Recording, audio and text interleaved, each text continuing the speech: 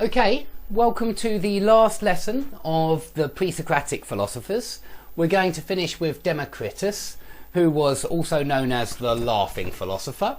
We'll see why a bit later. He's famous for coming up with the theory of atomism, which is of course what modern science is still based on. In some degrees perhaps it's not, and it's certainly different from what Democritus believed, because Democritus believed the atom was indivisible.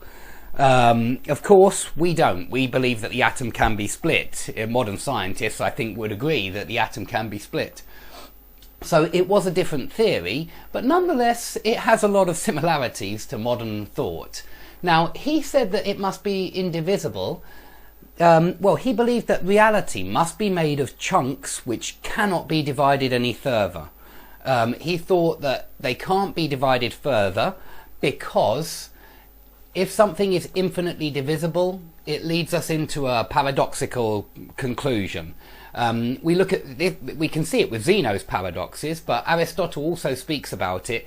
If you take an extended object and try to infinitely divide that, what are you left with? You're either left with a number of extended objects, in which case you haven't infinitely divided it, or you're left with non-extended objects, and that doesn't make sense either, because an extended object can't be made of non-extended objects.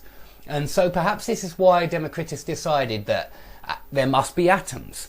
We can't say for certain because there's not much stuff left about his atomism. I mean, there are very few fragments. There are far more about his ethics, which is also interesting, but not so many about his atomism, unfortunately. But I assume that it was really Zeno's paradoxes which led him to this conclusion. And he also believed that the atoms were indestructible. I think this is because he agreed with Parmenides that something cannot come from nothing. And so there must be some element of reality which is indestructible, and he thought they were these little atoms. So they also differ only in terms of a few things: a couple of intrinsic properties like shape and size, and a couple of relational properties like position and arrangement in terms of other atoms. So they made a number of empirical observations to back these ideas up. They said that iron was made of, obviously, atoms which had hooks, which was why it held itself together so strong, whereas water was smooth and slippery atoms.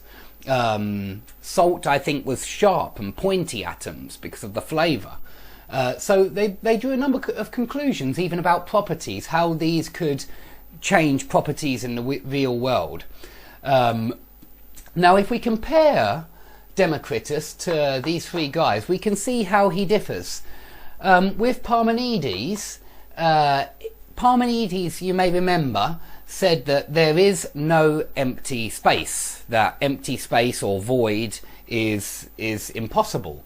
Democritus says the opposite. He says all there is in the whole universe is there are atoms, and there is void, and that's all there is. And void must exist because otherwise the atoms wouldn't be able to move into different places. So the void must exist or movement is impossible. And Democritus obviously thought that movement was possible, unlike Parmenides. So he certainly believed in the void.